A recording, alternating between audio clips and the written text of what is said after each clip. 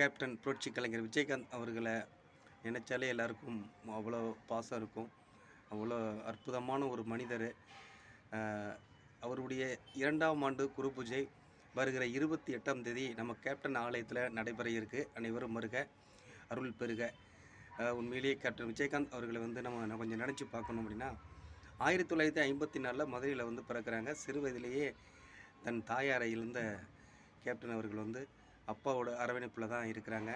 உண்மையிலேயே அவங்க ஒரு நடுத்தரமான ஒரு நல்ல குடும்பம் தான். ரைஸ் மில் வச்சுருந்த ஒரு நல்ல குடும்பத்தில் தான் அவர் பிறந்தாங்க. நண்பர்கள்லாம் சுற்றி எல்லாருமே கலகலன்னு இருக்கக்கூடிய ஒரு மனிதர். அப்போது நடிகர் ரஜினிகாந்த் அவர்கள் வந்து மதுரைக்கு வருகிற போது, அங்கே வந்து இப்போல்லாம் வந்து நம்ம பவுன்சர்லாம் சொல்கிறோம்ல, அப்போல்லாம் அந்த பவுன்சர் சிஸ்டம்லாம் இப்போ கிடையாது. இப்போ மதுரைக்கு அவர் போகிறாங்கன்னா, அங்கே உள்ள நபர்களை வச்சு அவங்கள வந்து பாதுகாக்கிற மாதிரி இருக்கும்போது, நம்ம கேப்டன் அவர்களையும் கூப்பிட்டு பாதுகாப்புக்கு அழைச்சிருக்கிறாங்க. கேப்டன் அவர்கள் ரஜினிக்கு அப்போ பாதுகாப்பு கொடுத்தவர். அதற்கு பிறகு பாருங்கள், எங்கேயோ ஒரு வளர்ச்சி இருந்ததுன்னு நம்ம பார்த்தோம். அதற்கு பிறகு சினிமா ஆசைப்பட்டு சினிமாவுக்கு வந்து ரொம்ப ரொம்ப கஷ்டப்பட்டு பல படங்கள் நடிச்சிருந்தாலும் பெருசாக போகலை. வந்து வீட்லேயும் அப்பாவே நம்பலை. இவர் வந்து சினிமாவுக்கு போகிறேன்னு இங்கே இருக்கிற வேலையெல்லாம் பார்க்காம, ரைஸ் மில் இருக்குது அதை பார்க்கலாம், அதெல்லாம் விட்டு சினிமாவுக்கு போகிறான்னு அவங்களுக்கே ஒரு கோபம் இருந்தது. அதெல்லாம் மீறி அந்த கோபத்தெல்லாம் சம்பாதிச்சு தான் அவர் சினிமாவிலேருந்து கால் பதிச்சு போகிற இடமெல்லாம் வந்து மிகவும் வந்து தெரியும். இங்கே வந்து எப்படி அது கலாச்சாரங்கள் அப்போ இருந்துச்சுன்னா, எல்லாம் வந்து டிப்டாப்பாக இருக்கணும், அழகாக இருக்கணும், சிகப்பாக இருக்கணும், அப்படிலாம் இருந்த காலகட்டங்களில் ஒரு கருன்னு அழகாக ஒரு நபர் வந்து நின்னா அவ்வளோ சீக்கிரம் ஏற்றுவங்களாம் என்ன? அப்படி கஷ்டப்பட்டு வருகிற போது தான் தூரத்து இடி முழக்கம் சில படங்கள் நடித்து சரியாக போகாத பொழுது, சட்டம் ஒரு இருட்டறை அப்படிங்கிற படத்தில் தான் கேப்டன் விஜயகாந்த் அவர்களுக்கு மிகப்பெரிய ஒரு திருப்புமுனை அமையுது. எஸ்ஏ சந்திரசேகர் அவர்கள் வந்து வாழ்க்கையிலேயே மறக்க முடியாத நபர் எங்கள் கேப்டனுக்கு அவர். அதே போல் அந்த படத்துக்கு அவர் ஹீரோவாக நடிக்கிறாரு. அதுக்கு ஒரு நிறைய சம்பவங்கள்லாம் இருக்குது. அவர் எப்படி ஹீரோவாக அவருக்கு செலக்ட் ஆனாருங்கிறது ஒரு கதை இருக்குது. அதை நம்ம பிறகு பேசுவோம்.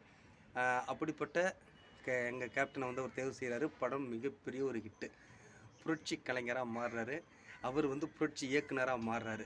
மிகப்பெரிய அடுத்தடுத்து படங்கள், அடுத்த சாட்சின்னு ஒரு படம்.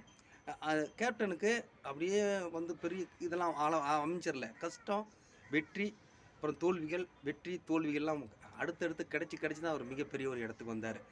ஏன்னா சினிமாவில் பின்புலம் அவருக்கு யாரும் இல்லைங்க. அது தன்னெழுந்து அப்படியே தான் வந்து அவர் வந்தார். அதற்கேற்ப நண்பர்களும் கூட இருந்தாங்க. நம்ம புரட்சி இயக்குனர் எஸ்ஏ சந்திரசேகர் அவர்களும் அப்பப்போ ஒரு படம் கொடுத்து கேப்டனை வளர்த்து விட்டதில் அவருக்கும் ஒரு பங்கு உண்டு. மிகப்பெரிய இடத்துக்கு வந்த கேப்டன் அவர்கள் வந்து இந்த நடிகர் சங்கத்துக்கு எவ்வளவு செஞ்சாருங்கிறது எல்லாருக்கும் தெரியும்.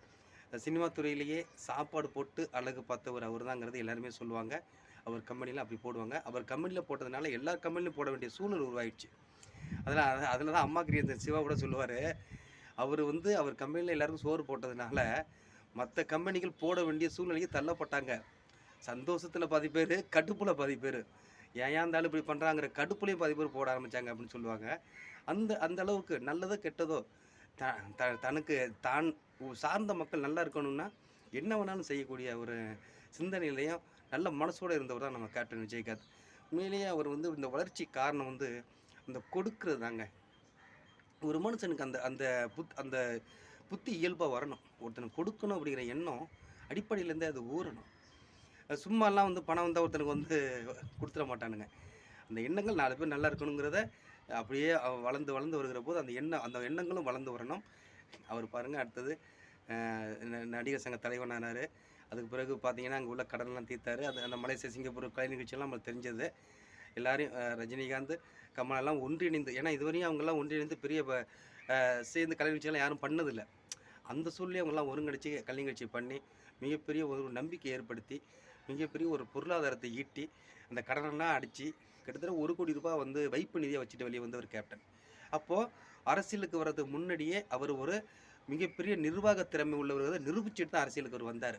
அதே போல் அரசியலுக்கு வந்த பிறகு ஒரு முதல் எலெக்ஷனில் எம்எல்ஏ, அடுத்த எலெக்ஷன் எதிர்கட்சி தலைவர், அதற்கு அடுத்தது எங்கேயோ வர வேண்டிய ஒரு நபர் சில காரணங்களால் தவிர்க்க முடியாமல் உடல்நிலை, சில காரணங்களால் சில தொய்வு. ஆனாலும் கேப்டன் அப்படின்னாலே வெற்றி தான், வீரம் தான், வள்ளல் தான். அதில் எந்த மாற்று கருத்தும் கிடையாது. எங்கள் கேப்டனுக்கு நிகர் கேப்டன் தான். நாங்கள்லாம் ஏன் அவரோட பக்தராக இன்றைக்கி இருக்கிறோம் அப்படின்னா, கார்கில்ல வந்து சண்டை நடந்து அந்த நிதிக்கு வந்து நான் இங்கேருந்து எல்லாம் வந்து 50,000 10,000 கொடுக்குற போது எங்கள் கேப்டன் 10 லட்சம் தூக்கி கொடுப்பார். எங்கேயோ ஒரு இடத்துல புயல் அடிச்சிருக்கோம். எல்லாரும் என்ன கொடுத்தாலும் யோசிப்பாங்க. எங்கள் கேப்டன் 10 லட்ச ரூபா எடுத்து கொடி கொடுப்பாரு. அப்படி இந்த இயற்கை சீற்றத்துக்கும் மக்கள் படுகிற கஷ்டத்துக்கும் அள்ளி கள்ளி கொடுத்த, அதாவது அட்சய பாத்திரம் சொல்லுவாங்கள்ல, அது எவ்வளவு எடுத்தாலும் வந்து குறையாதும்பாங்களே, அந்த மாதிரி எண்ணம் இருக்கணுங்க. செய்கிற எண்ணம் இருக்கணும். அதான் எங்கள் கேப்டன். அதனால தான் அன்றைக்கி குரு பூஜை கொண்டாடுற அளவுக்கு எங்கள் கேப்டன் உயர்ந்திருக்கிறார். எல்லோரும் வந்து இறந்த இடத்துல புதைச்சா என்ன சொல்லுவாங்க, சமாதின்னு சொல்லுவாங்க. இன்றைக்கி சந்நிதியில் சொல்கிறாங்க.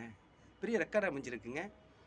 ஒருவர் மறைந்த அந்த இடத்துல பல லட்சம் பேர், கிட்டத்தட்ட 15 லட்சம் பேர் மேலே வந்து போகிறாங்க. உலக அளவில் ரெக்கார்ட் பண்ணியிருக்குங்க. சாவில் கூட ஒருத்தன் வந்து சரித்திரம் படைக்க முடியும்னா எங்கள் கேப்டன் சொல்கிறதுக்கு எங்களுக்கு பெருமையாக இருக்குதுங்க. கேப்டனோட பக்தன் சொல்கிறதுல ரொம்ப பெருமையாக இருக்குது எங்களுக்கெல்லாம். எல்லோரும் குரு பூஜைக்கு வாங்க. கேப்டனை இன்னும் நம்ம நிறைய பேசுவோம்.